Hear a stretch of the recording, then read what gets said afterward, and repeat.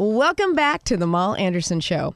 Well, my next guest, this is kind of fun, and I always love it when I have my friends in the Moll house, but I would be remiss if I didn't, give his credentials because, after all, he is a doc, and when I say a doc, he's a top doc. Let's just start here. Dr. Jim Sterling is head physician. He was the head physician for the 2006 Winter Olympic Games in Torino, Italy, head physician for the 2000 U.S. Paralympic team. Paralympic, is that how I say it? That's correct. Paralympic team in Sydney, Australia. Physician for the 1988 U.S. Winter Olympic team in Japan and 1996 Paralympic team in Atlanta. He's a sports enthusiast and fan. Dr. Jim, you can do everything. I mean, what haven't you done? You were he is the hot doc, and he's also my neighbor in Santa Fe, New Mexico. And now, it's great because, we got this place in Dallas. So now I get to see him in Dallas, and he's here to visit in the Moll house. Hey. Hey, how are you? It's so great to have you here. It's wonderful to be here. It's so weird, isn't it? It is weird. It's a good weird. Though. It's a good weird. It's not a conjuring. No. Well, what I love about you as a doc is whether you're a world-class athlete or you're just a regular person like me, you know it all. Well, you're kind to say that. No, it's true. I mean, I called Jim and I'm like, okay, so what is this? And I got this pain in my neck, and he just knows everything. What she doesn't know is I'm Googling the whole time. You're Googling? I can't believe that. You've got the information, it just comes flying out of you. It's natural. I mean, and he's got this big old ring he wears because the thing you don't know about in Dallas is there's this high school, and what's the name of the school? Allen High School. Okay. They have a stadium that looks like it's an NFL stadium or a huge. I mean, I've never seen anything like it. We flew over it. It's huge. It's huge. And some mega athletes come out of this school, and Jim is the physician, and they won the championship last year. They won the state championship in the large division in Texas. Yeah. So Jim is also major scout. He knows what's going on. He's always on the phone calling Charlie going, hey, you got to check out this kid. He's hot. This is he knows it all. He's out there on the field in the trenches. Well, let's talk about a few things because you are one of your specialties, and you've spent a lot of time researching, I know, and people look to you for this, is about concussion. Yes. And, I dated a guy once that had a Harley and had to get on the back of the motorcycle. And the first thing he did was hand me a helmet. And I'm like, what? We're going to dinner? I got to put on this helmet? And then recently after that, someone in town at that time was in a motorcycle accident and she did not have a helmet on.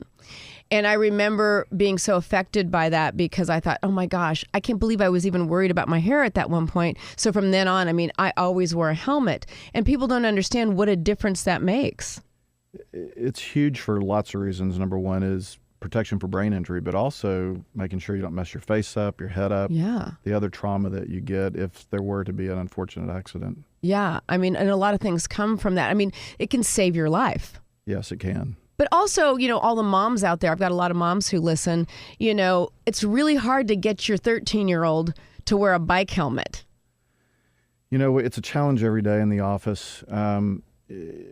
Not only to help the parents, but to help the kids understand why they need to do that. It's right. a challenge. Because it's not cool, right? It's not cool, but you have to get on their level. You have to be able to talk to them, and sure. I try not to be their parent in the room. Right. In fact, I tell them that I'm not your enemy, and I'm not your parent. Well, no, but you think it's good though because you're the doc. So I would be doing the same thing. I'd be bringing my kid into you. When Michael was little, if I had you then, I would have brought him in and said, talk some sense into this kid, right?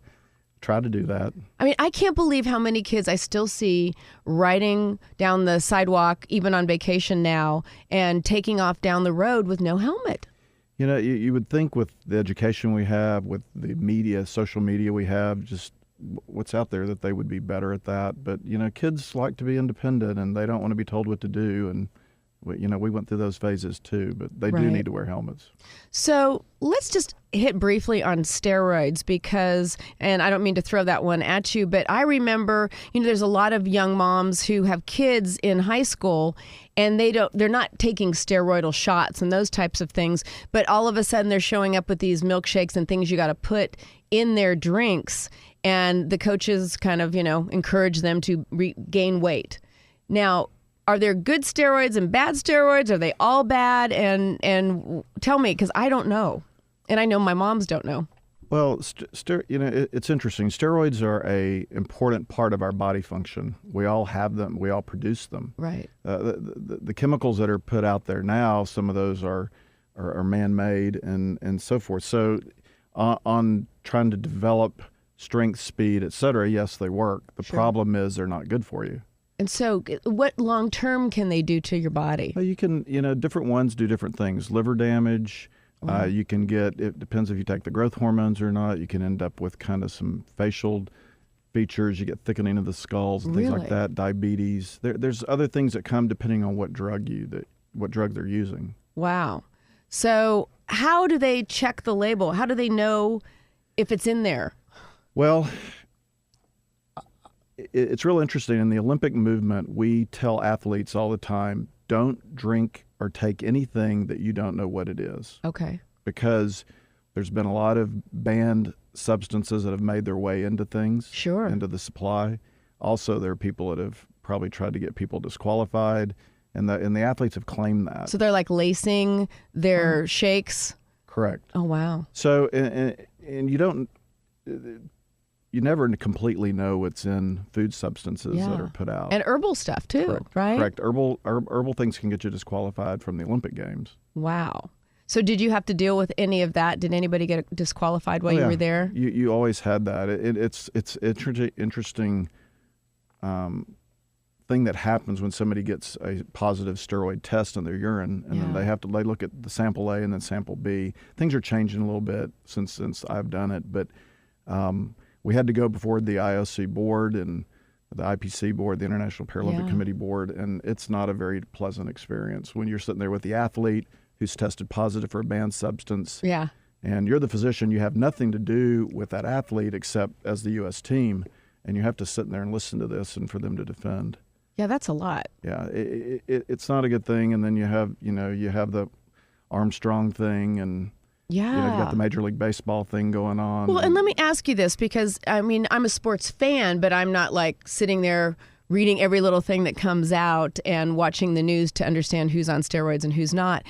How do we measure when you've got all these athletes for all these years who were enhancing themselves with steroids, and now we're ripping them of their honors, so to speak? At what level do you understand how far back you go? How do you decide how it all got affected in the first place? I mean, it's very confusing to me. It's confusing to everybody. Yeah. And that's part of the controversy. Yeah. I think, I don't want to say I'm the expert on the statistical part of this, but I think you can kind of look, especially when they talk about the baseball players and home runs, you kind of see a spike during that time period and then a drop off. Wow. And it's kind of interesting to look at. Like Babe Ruth. He probably wasn't taking steroids, right? Or was he? Would that time frame, was there something out there during that? I don't know. There are reports that Hitler gave his army steroids.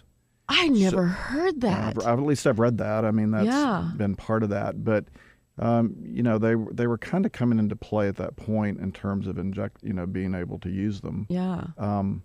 But I don't think Babe Ruth was enhanced. No, because he was like the real deal, right? I just think he was a talent. He was a talent. So he was a talent. So now there's no way to really tell who was a talent and not. It's hard to know. Well, it doesn't matter. These guys that have done well were talented. Yeah. They just helped themselves. Yeah.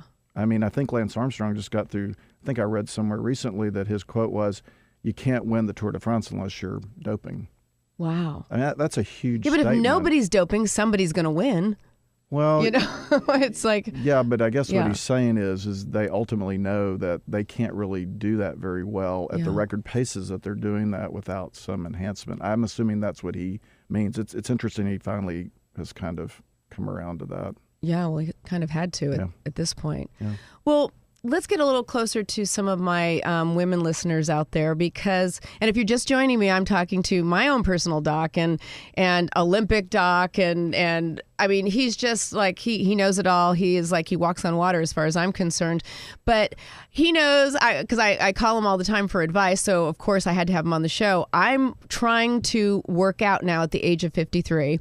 And I'm a little sore today, and I've been talking about it on the radio show. I've been working out with Andrea Orbach, who you met, and she's wonderful. And I'm hurting today. I can feel it in my back and whatnot.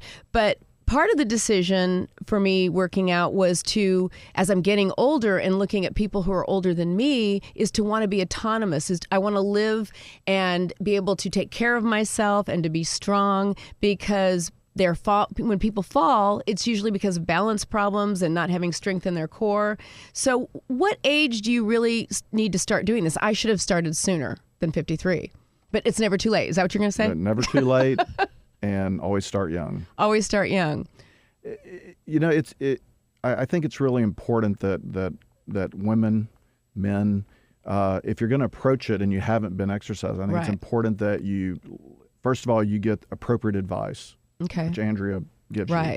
Secondly is you go slow. You can't go all the way against the wall all the time in the beginning, especially as we get older. We just can't adapt. I have the 40-year-old, 50-year-old men that come in that are hurt all the time because they're trying to play basketball 3 or 4 times a week with the 20-year-olds. Yeah. It doesn't equate. So they're trying to go too hard. Yeah.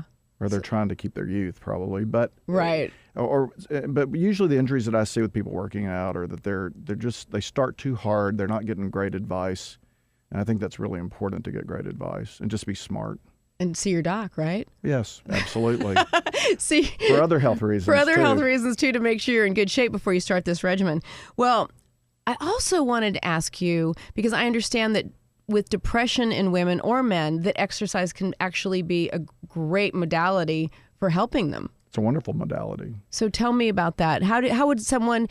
When do you decide to give someone drugs to, get them into feeling better? Do you have to look at that first, or can they start an exercise regimen before?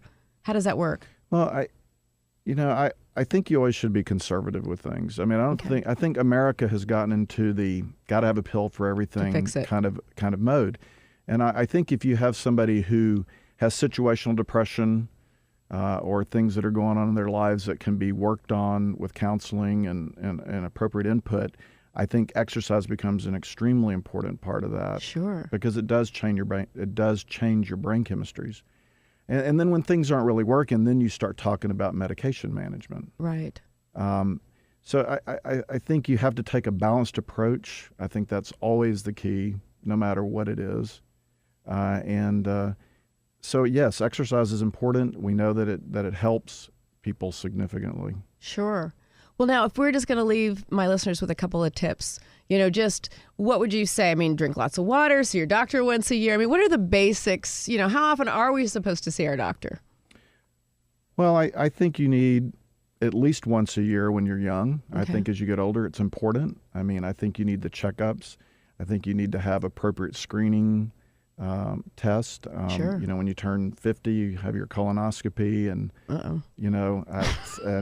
women have to make sure they do the breast check things, and men have to make sure they get the prostate and make sure that they're doing their self-check testicular wise, and physicians have to do the right things to look at blood work and appropriateness at that point.